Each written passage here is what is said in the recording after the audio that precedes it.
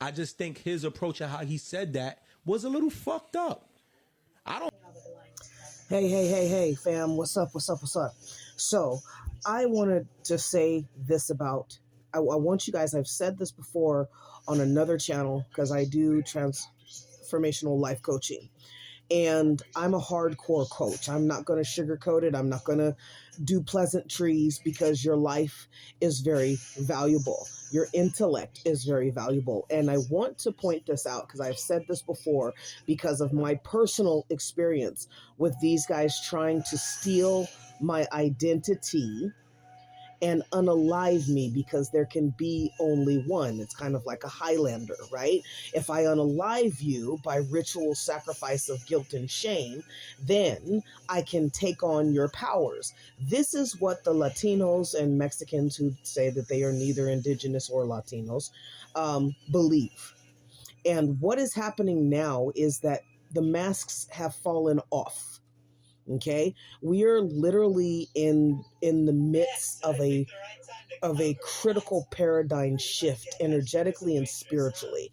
You see black men on TikTok who are, not all of them, but most of them are engaged. They're toxic and they're lonely and they're childish, and they're engaging in these simple-minded kind of sandbox discussions, regurgitating the same thing, the same buzzwords over and over again, to try and trigger people. Because when you get triggered, not only can demonic entities enter and play with you, but it also gets you monetization. So this is one of those things, because here's the thing. I don't know where this FBA stuff came from. And I don't know when you're dealing with narcissists. So here, let me say this, finish it off by saying this. Latinos, including Mexicans, are narcissists.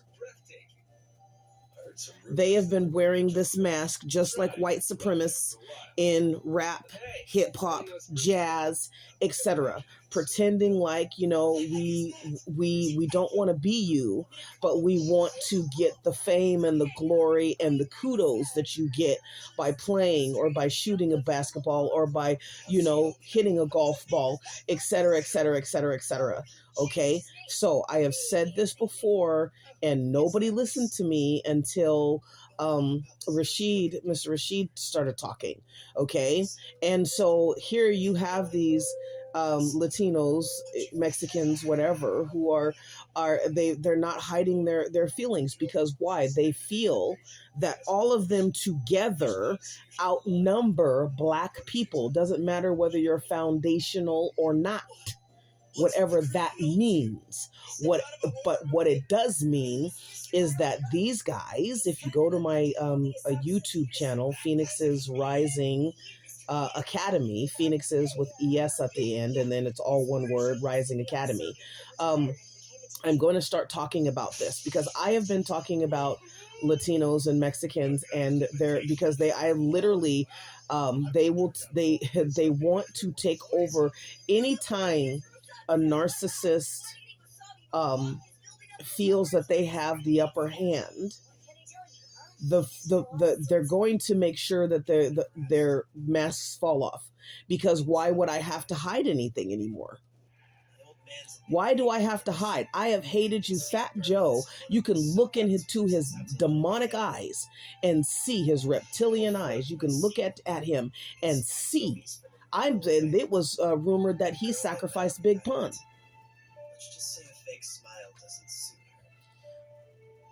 Saying what I felt, but we don't, and tell that he's been hiding it for a minute. So his racism came out. They've been racist. So when you're saying that Rashid, I just see what he said was effed up. I don't, whatever, but it does not matter. They have been trying to take over for a long time. Watch new videos of CeCe Winans. I grew up with her, and BB Winans. Okay, and then you see what a Latino that they're focusing on. He's back there, and it's weird.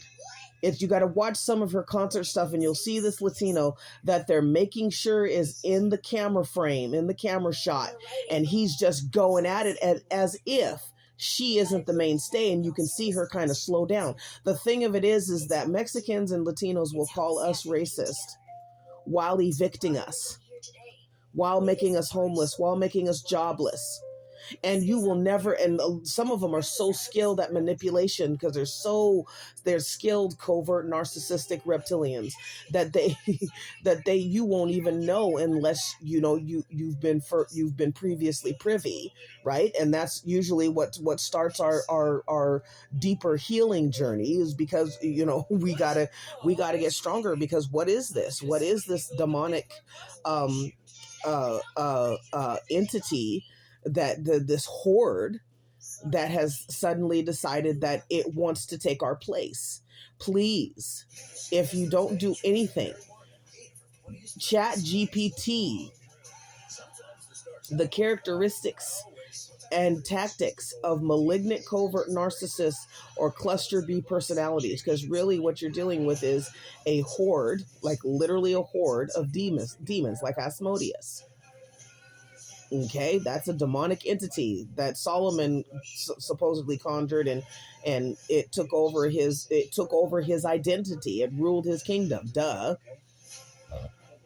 So I know a lot of people haven't gone through what I've gone through, and that's okay.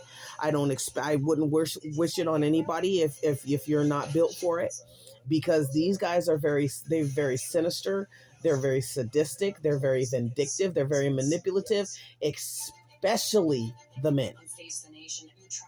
Now, I know some women manipulators, but the men go into it like nobody's business, and they don't. It's a weirdo thing that you would try and take somebody's identity. People who were unalived in droves by the thousands and the millions, and you would try and take their lasting legacy. You know what I mean? Like you're trying to come in after the Zionists and pick up where they left off. And, so I know that a lot, I'm so grateful and happy that my people are waking up, because this is not a good thing. And you have to resist spiritually, because they're going to come after you. You have Latinos, especially where I live in California. You have the Mexicans who are training disgruntled Black people, giving them an opportunity even to make money, because that's over in Mexico. That's what they do. You can work for the cartel. And I've had many a coworker tell me a story, right? So this is coming out of their mouths. They'll deny it because they're pathological liars, but hey, but this is coming out of their, so basically they're training people in the worship of Santa Muerte rituals, and they're, hey, it's nothing, Santa Muerte is like Mary Magdalene, and she's nothing, and she's a creation by the Catholic Church. She is a non-entity. She is literally an egregor. An egregor is a entity that comes into life because a collection of people, like the Borg, make it live on its own by infusing it. That's Frankenstein. If Frankenstein was an egregor, right?